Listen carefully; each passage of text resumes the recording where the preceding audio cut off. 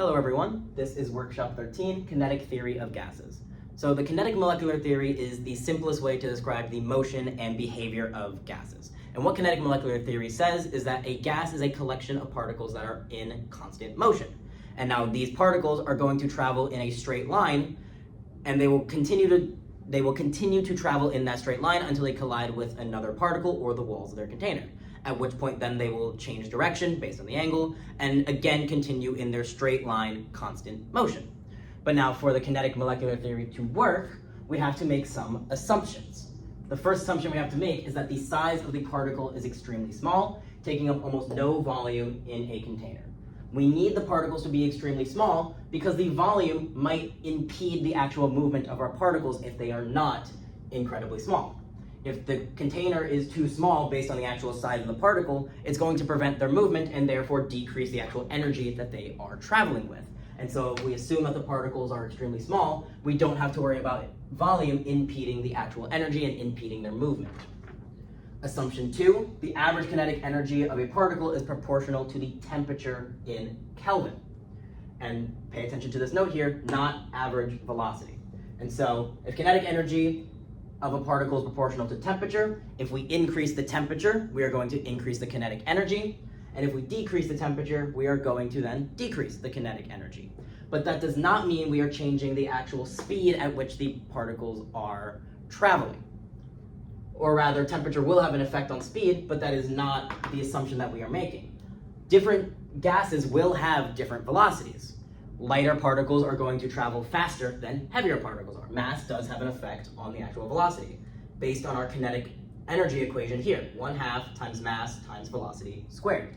Clearly, based on the equation, mass does impact the speed at which something travels. But what assumption 2 is saying is that if you are at the same temperature, if two gases are being held at the same temperature, their kinetic energy will be the same. And if, however you change that temperature, their kinetic energies are also going to change in that same way. Two gases at the same temperature should have equal kinetic energy under kinetic molecular theory, but that does not mean they have the same velocity. Their velocity can change based on their mass to then make sure that their kinetic energies are equal. And now the third assumption is that the collision of one particle with another, or with the walls of its container, is completely elastic. What this means is that when one particle collides with something else, it is going to start traveling in a different direction and not lose any energy in that process. There is elastic collision and then there is inelastic collision. Inelastic collision would cause some loss of energy. When the two particles collide, both of them would end up losing energy. But since we are assuming that they are completely elastic, there shouldn't be any energy lost when the particle collides with something. If the kinetic energy of that particle is, say, 5 joules, and it collides with something, even though it's moving in a different direction, it's going to stay at 5 joules.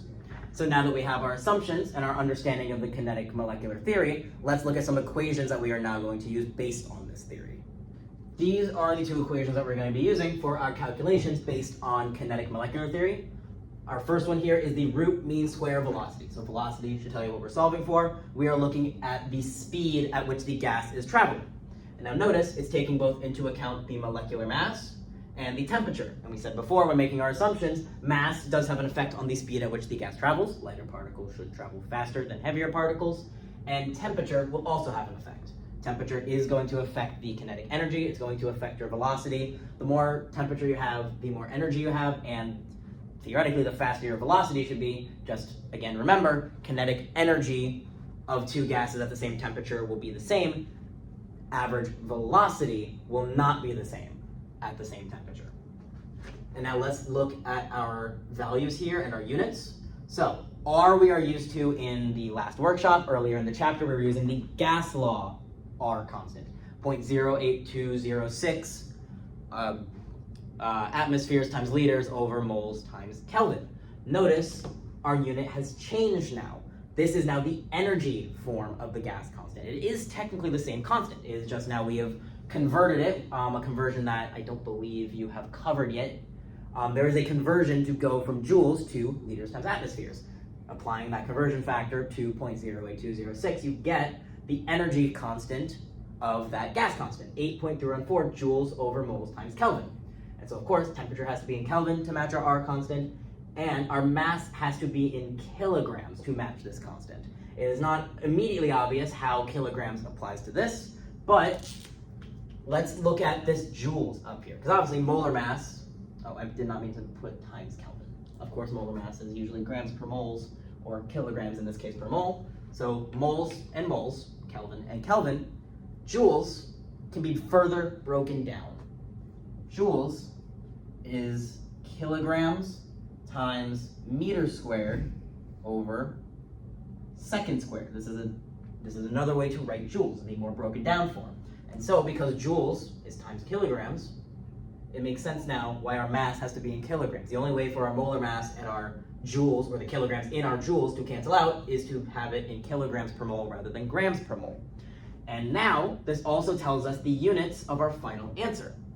Since it is the square root of everything and it's meter squared over second squared, kilograms will cancel out with kilograms, Kelvin will cancel out with Kelvin, moles of our molar mass cancels out with moles here, and the square root will take care of the square here and the square here.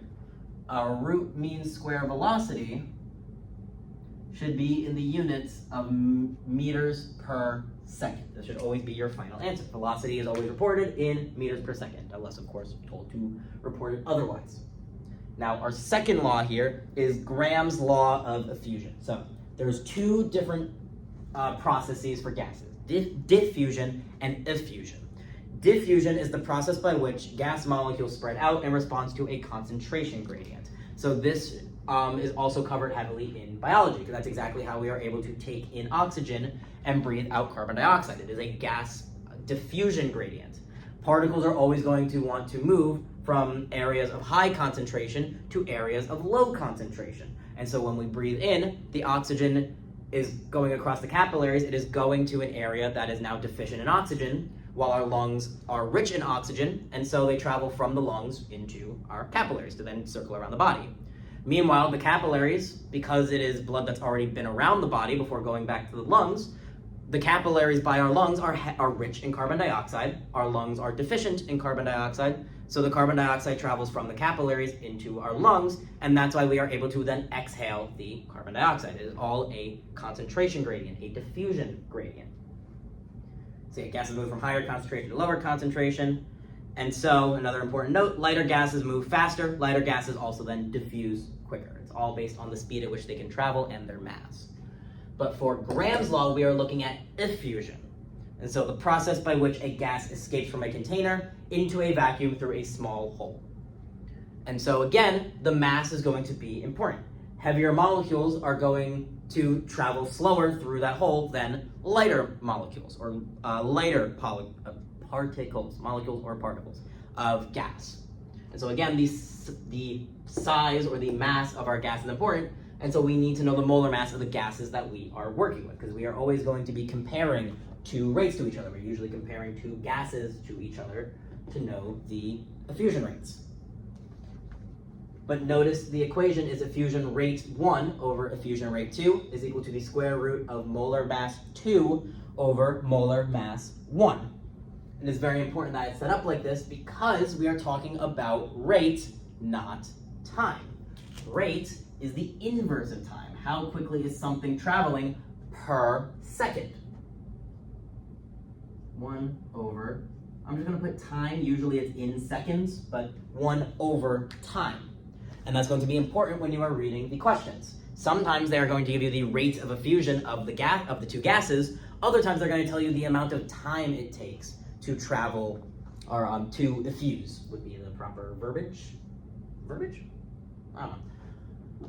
Sometimes they'll give you rate, sometimes they'll give you time. And so that changes our equation a little bit. You can plug a time into this equation, so long as you remember it's 1 over time. So you would take the inverse of whatever times are given, and then plug it into the equation to find the actual values. 1 over 200 seconds, let's say, and then 1 over 500 seconds. This way you can actually plug it in correctly.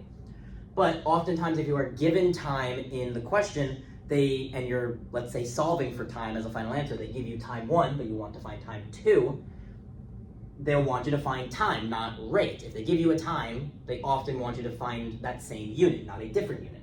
And so if you turn your time into rate, solve for rate 2, you then have to, again, invert it to find your time. It's a little bit more tedious of a process. You have to remember to invert everything.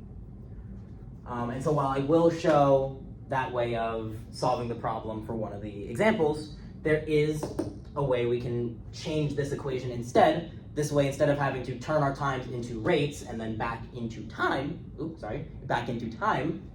we can just manipulate this equation a little bit and not have to invert anything. If rate is 1 over time, if rate is the inverse of time, and we want to use time in this equation, we would then just invert this entire fraction.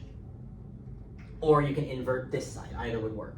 Either way, if you want to just use time, you can then say a fusion of time 1 over a fusion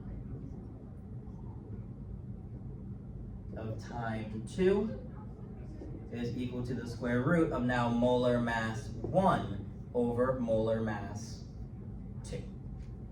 Since rate is the inverse of time, if you invert, again, you could have inverted this part of the fraction or this part of the fraction, either one. If you now make it 1, 1, and 2, 2, 1's in our numerators and both 2's in our denominators, this will also work because it is the same thing. Here, you would invert time and plug it into the equation this way. Here, you are technically inverting time already to get rates by just inverting the entire equation. Both will work. And so now that we have both of our equations, let's go on to some practice problems. Question 1 is asking, what is the rate of effusion for a sample of sulfur dioxide gas if a sample of oxygen gas effuses at a rate of 4.2 moles per minute under identical conditions? And so they're asking us about the rate of our sulfur dioxide. And we know the rate of our oxygen. Since they are giving it to us in rate, we don't have to worry about manipulating our equation. We can plug it directly into our Graham's law. So rate, let's say the information regarding oxygen is gas 1, and the information regarding sulfur dioxide is gas 2. It doesn't really matter which one you make gas 1 and gas 2, as long as you keep the information about one and the other like consistent, you know?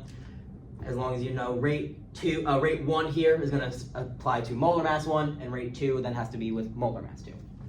So rate 1, 4.2 moles per minute, over rate 2, which is what we're finding for, rate SO2, is equal now to the square root of our molar masses. Since it's Graham's law rate equation, since it's rate 1 over rate 2, it is now molar mass of 2, our sulfur dioxide. So that is going to be mass of sulfur is 32.07 plus our 32 grams from our O2. So 64.07 grams per mole divided by the mass of our oxygen. Remember, oxygen is diatomic, it's O2. And so it is 32 grams per mole. Graham's law, of course, does not have to be in kilograms. That is only for our root mean square velocity. So our 64.07 divided by 32, we take the square root of that. Oh, whoops. There we go. And so 4.2 moles per minute over rate 2 is equal to 1.41. And of course, grams over moles, those all cancel.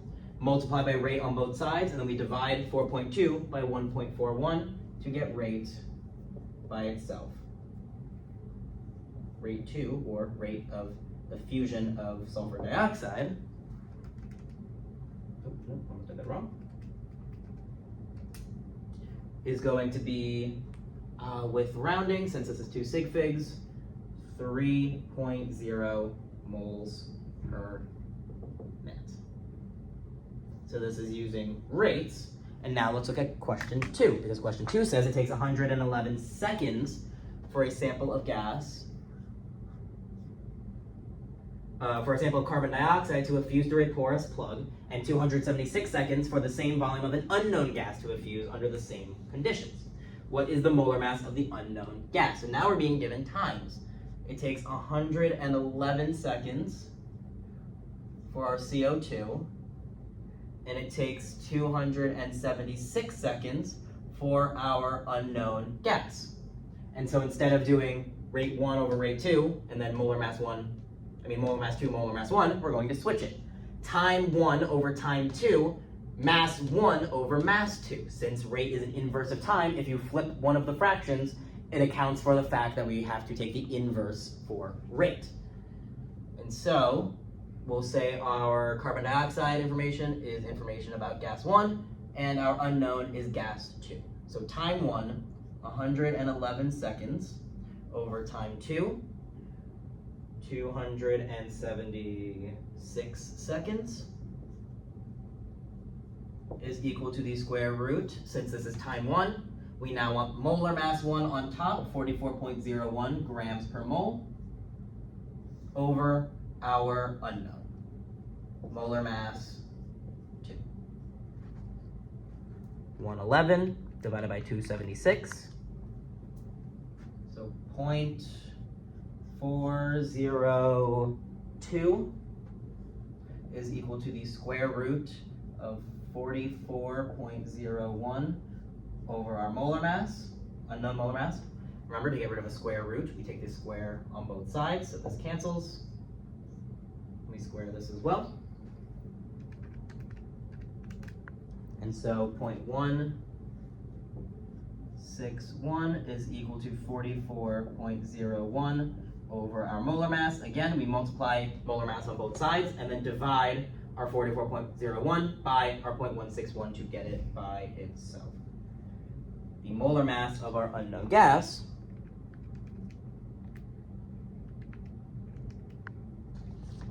is going to be 273 grams per mole. So this is an example using rate, and then an example using time. So now moving on to question 3, we're looking at a different calculation. Question 3 is asking us to calculate the root mean square velocity of carbon dioxide at 77.5 degrees Fahrenheit. Notice, root mean square velocity, they often don't ask a lot of information, or they don't provide a lot of information, because there isn't too much that we actually need. Since all we need to know is that we're working with carbon dioxide,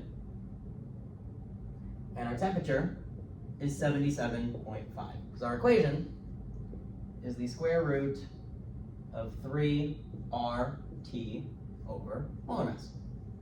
We know our compound, so we know what the molar mass is. Temperature, we just have to make sure we get in the right units. We are currently in Fahrenheit, and we need Kelvin. Other than that, though, R is a constant, and so we have everything else that we need. And so first, converting our temperature, if we have 77.5 degrees Fahrenheit, minus 32 over 1.8 is equal to our degrees Celsius. And so our temperature in Celsius, 77.5 minus 32 divided by 1.8. Our temperature in Celsius is 25.3.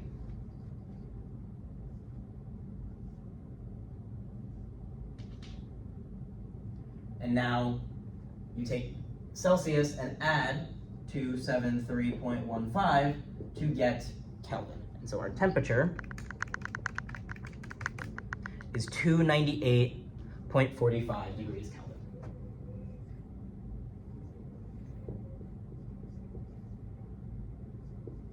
And now the molar mass of carbon dioxide, again, is 44.01, but that's grams per mole. And so we just need to convert to kilogram. 1 kilogram is 1,000 grams. So the molar mass of carbon dioxide in kilograms is 0.04401 kilograms per mole. All of our units are correct, and now we can go ahead with solving for the root mean square velocity. So U is equal to the square root of 3 times our R constant, 8.314, times our temperature, 298.45 Kelvin.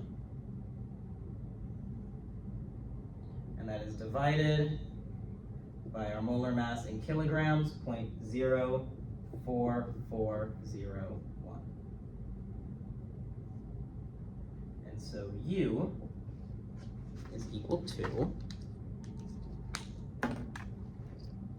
3 times 8.04 times 298.145 divided by 0.04401, and we take the square root of that.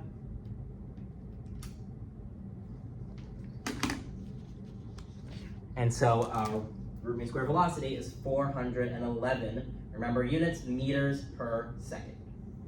This gas is traveling at 411 meters for every second. So that is the first set of problems. So now let's look at number 4. For number 4, pay attention to the wording of the question. What is the molar mass of a compound that takes 2.65 times as long to effuse through a porous plug as it did for the same amount of xenon difluoride at the same temperature and pressure? So we are talking about effusion still, but they're not giving us rates, they're not giving us time, they are only giving us a comparison.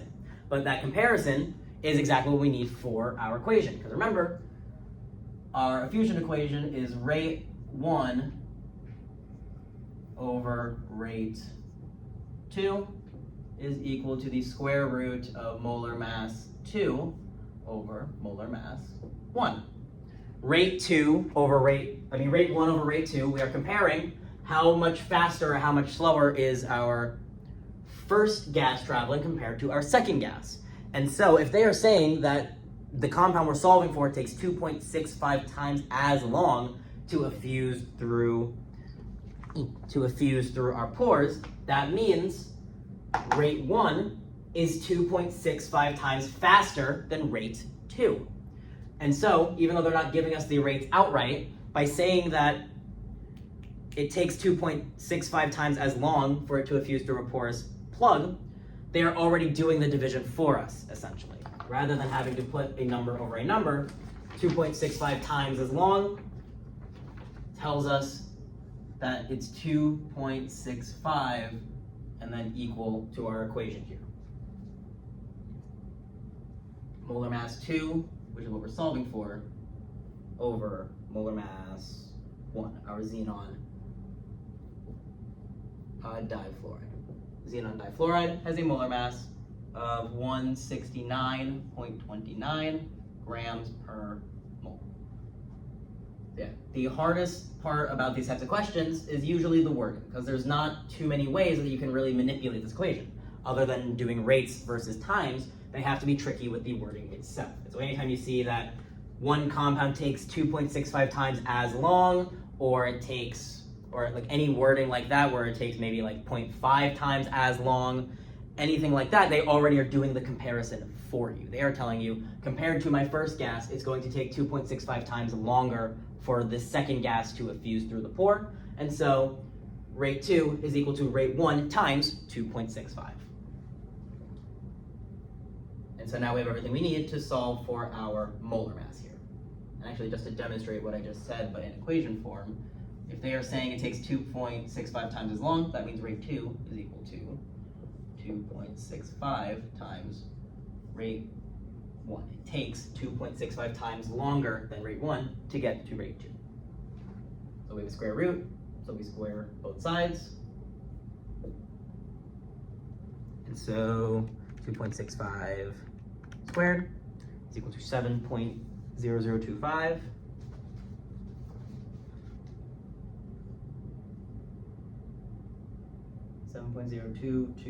I think I might have said it wrong at first.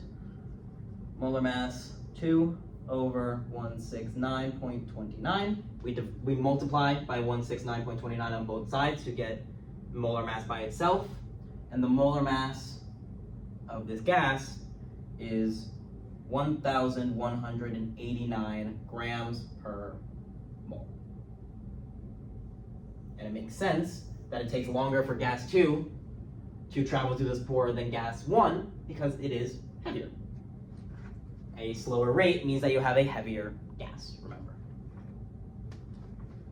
For question 5, I'm going to just erase the information that I have here. I'm going to leave question 4 up, but I'm erasing xenon difluoride's molar mass and what I said about rate 2 equaling to rate 1. So for question 5, a pure sample of gas at 25 degrees Celsius has an average molecular speed of 682 meters per second.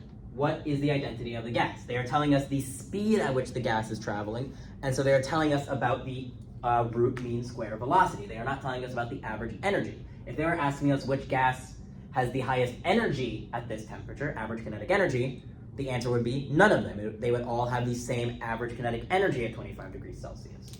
But since they're giving us a velocity, they're telling us about our root mean square. So our velocity is equal to the square root of 3 times our gas constant, 8.314, or our energy constant. And now 25 plus 273.15 means that we have 298.15 Kelvin.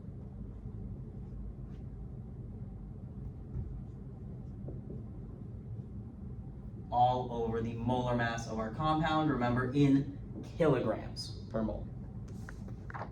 And so first we need to get rid of the square root if we want to get molar mass by itself.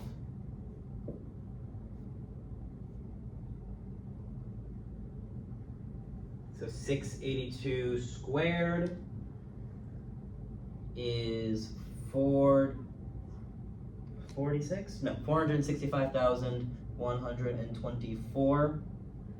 That would be then, if units-wise, meters squared over seconds squared now is now equal to, when you do 3 times 8.314 times 298.15, you get 7,436.46, and this should be in joules per moles at the moment.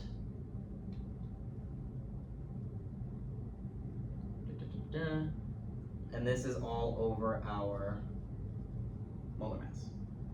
And so now we just have a number equal to a fraction. We want the denominator by itself, so we multiply our denominator on both sides and then divide our 7,436 by 465,124. The molar mass of our compound is 0.016 kilograms per mole. Likely, the answer choices are going to want it in grams, and so if we're currently in kilograms, we multiply by 1,000 to get out of kilograms and into grams, which means our molar mass is 16. If our molar mass is 16, now you just go through the answer choices and see which one has a molar mass of 16. CH4, methane, has a molar mass of 16. It's 12.01 plus our 4, 1.01. So roughly, the molar mass of methane is 16 grams, which means methane is the identity of our gas. Hydrogen gas would have a mass of about 2. Hydrochloric gas would have a mass of about, I think, 36.45-ish. Yeah, so I'm not going to go through all of them. Point is, when you find the mass, you then compare it to the options that we have. Methane has a mass of about 16. Sorry, I took a little pause before going on to question 6, just because I wanted to check my work really quick. Okay, so back to question 6. Now that I went over it myself. So, again, if 949 moles of ammonia effuses in 881 seconds, how many seconds would it take for the same number of moles of B2H6 to effuse? Even though they are giving us the number of moles, remember what the equation for effusion is. Rate over rate is equal to molar mass over molar mass. While they are telling us we want the same number of moles, what's important is the actual molar mass of the gases themselves. We do not need to use these values. And that's the reason why I actually checked the work before, because there is 2 ways to do this technically. You can convert moles into grams and see how many grams of ammonia and how many grams of B2H6 you would have, and plug those into the effusion equation, but you don't need to. There is no need to actually do that. You can use molar mass and you will still get the same answer, because you are still comparing the same amount of compound. If you compare the molar mass to a molar mass, you are comparing 1 mole of ammonia to 1 mole of B2H6. If you convert both of these into grams, as long as they are the same number of moles, you can make that same comparison. So you could convert into grams, actually plug it into the equation, but since they are telling us we want the same number of moles of ammonia and B2H6, we don't actually have to convert either of these into grams. Again, you could convert into grams and plug in here, but since they are telling us we want the same number of moles of both of them, it would still be that same comparison. 1 mole of ammonia to 1 mole of B2H6 versus 0.0949 moles of ammonia versus 0.0949 moles of B2H6. Because it is the same number of moles, there is no need to actually convert anything. We can just work with molar mass and we will be good. They're giving us time, so make sure you're using the correct form of the equation or are taking note to convert and then convert back. Time 1, we'll say our ammonia conditions are set 1 and B2H6 are set 2. 881 seconds divided by time 2 is equal to the molar mass of ammonia, so 17.04 grams per mole, over the molar mass of B2H6, 27.682 grams per mole. And so now we have everything we need to go ahead for solving this. So 17.04 divided by 27.682, then you take the radical of that. So 881 divided by time 2 is equal to 0.785. And so getting time 2 by itself, multiplying by time 2 on both sides, and then dividing 881 by our 0.785, you should get a time of 1,123 seconds. It takes 1,123 seconds for our 0.0949 moles of B2H6 to effuse through this same hole under the same condition. And again, you would get the same answer if you convert both of these to grams and then plug it in here, because the number of moles is exactly the same. So long as the number of moles here are the same, you can make that comparison. You don't have to actually convert into actual number of grams. Molar mass works just fine. On to our last 3 questions. Question 7 says that at 98.6 degrees Fahrenheit,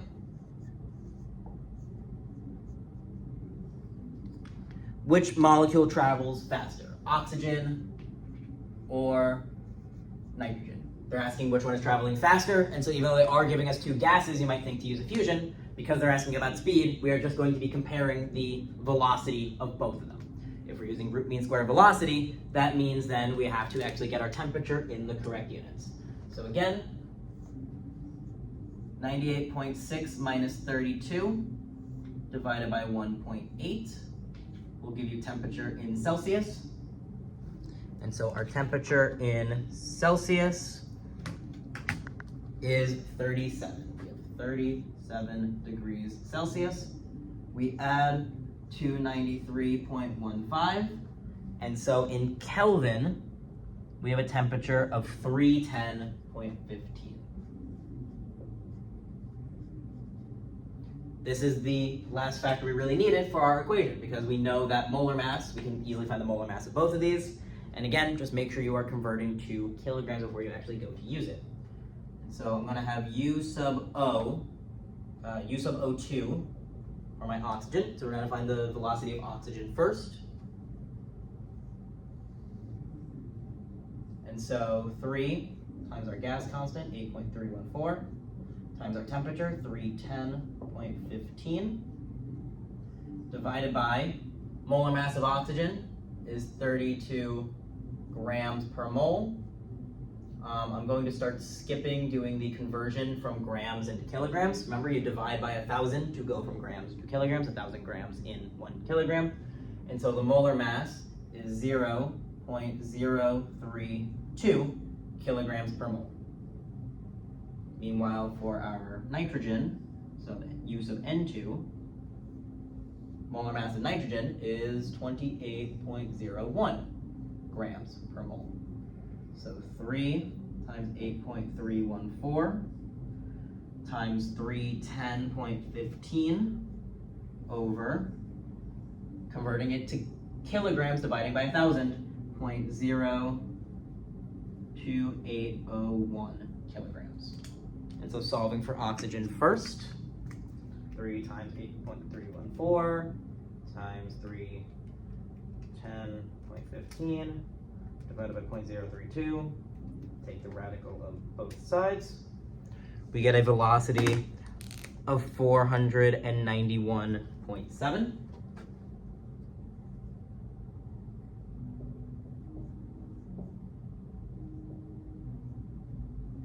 Meanwhile, for nitrogen, 3 times 8.314 times 310.15 divided by 0.02801 and square root of that.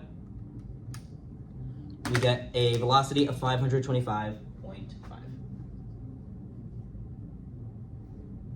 So mathematically, we could see that nitrogen is faster. It has a faster velocity, a larger velocity. It's traveling more meters per every second.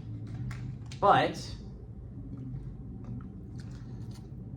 since this question is just asking, this question is asking about which travels faster and how much faster. So that's what we had to do the actual math. You would subtract the two to say how much faster it is actually going. 525.5 minus 491.7. Our nitrogen is traveling 33.8 meters per second faster than our oxygen. But if this question wasn't asking how much faster nitrogen is traveling than oxygen, if it was just asking which gas molecule is traveling faster, you don't need to do any math, because remember, the mass of our gas directly impacts velocity. The heavier a molecule is, the slower it is going to go. The mass is going to weigh it down. It's going to create more drag, and it's going to prevent the gas molecule from moving as quickly as a lighter gas molecule. And so just by knowing the molar masses of oxygen and nitrogen, you can tell which one is going to move faster. Nitrogen is the lighter gas, so nitrogen has to travel quicker. The equation for root mean square velocity also supports that. If you are dividing by mass, the larger your mass is, the smaller and smaller your number is going to be, because you are making your denominator larger and larger. So if you are just being asked which gas travels faster, you don't have to do a calculation. This was only to answer the second part of the question, how much faster. But none of this actually had to be done if we were just being asked, hey, which of these two gases is traveling faster? So now on to question 8. Sorry again for the abrupt pause before starting question 8. There's a little bit of an interruption. But yeah, going on to question 8. The rate of effusion of an unknown gas was determined to be 2.92 times greater than that of ammonia. What is the approximate molar mass of that gas? So again, they're not giving us a rate of effusion, they're giving us our multiplication factor rate. We are already saying that rate 2 is 2.92 times greater than that of rate 1's, and so we have rate 1 over rate 2 already. That is already accounted for. So now we just need molar mass 2 over molar mass 1. If we're using 2.92 here, that means ammonia ends up being our molar mass 2, 17.04. And we need to find what the molar mass here is. So we square both sides to get rid of our square root. And so 2.92 squared is 8.5264, and that's equal to 17.04 over our unknown molar mass 2 specifically. Getting molar mass 2 by itself, we find the molar mass of about 2 grams per mole, which means this is likely hydrogen gas. The rate of hydrogen gas is 2.92 times greater, which then makes sense. Hydrogen gas should be traveling much faster than, or at a higher rate than nitrogen gas, since it is much lighter. So now on to our last question, number 9. What is the ratio of the average velocity of krypton gas atoms to that of nitrogen molecules at the same temperature and pressure? So we want the ratio of average velocity, and so we need to find the average velocity of both of them, similar to how we did in question 7. So They're telling us we are at, it just says the same temperature and pressure, so you can really pick whatever you want. I'm going to pick a temperature of 25 degrees Celsius because I already know offhand what that is converted to Kelvin. That is going to be 298.15. Shouldn't really matter what temperature you use.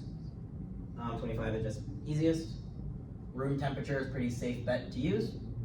And so now we find the root mean square velocity of our krypton and of our nitrogen. So 3 times 8.314 times 298.15. The mass of krypton is equal to 83.789 grams per mole. And so this is going to be 0.083789 kilograms per mole. And so the velocity of our krypton is 298 meters per second. Doing the same thing with our nitrogen. I know we already did it over there, it's still on the board, but I'm going to just calculate it again. Because that is actually, we can't use this one because it's at a different temperature. I don't know why I thought this was at 25 degrees Celsius for a second. We were at 37 over there, so we have to figure out what this is at 25 degrees Celsius. I'm just misremembering my numbers. So 3 times 8.314 times 298.15 over a molar mass of the molar mass is 28.01 grams, and so in kilograms, 0.02801. And so the average velocity of our nitrogen at 25 degrees Celsius is 515 meters per second. Again, it makes sense that our nitrogen is traveling so much faster since it is our lighter gas. And now they don't actually specify which ratio they want, whether they want krypton to nitrogen. Oh no, what is the ratio of average velocity of krypton atoms to that of nitrogen molecules? The wording of the question is still a little vague. It should be krypton to nitrogen, so velocity of krypton, V, instead of writing V, average V of krypton divided by average V of nitrogen. But in case they ask in either direction, I will solve both. Again, the wording suggests that it's krypton divided by nitrogen, but I'm also going to do nitrogen to krypton as well, just to cover our bases. And so, krypton to nitrogen, 298 divided by 515.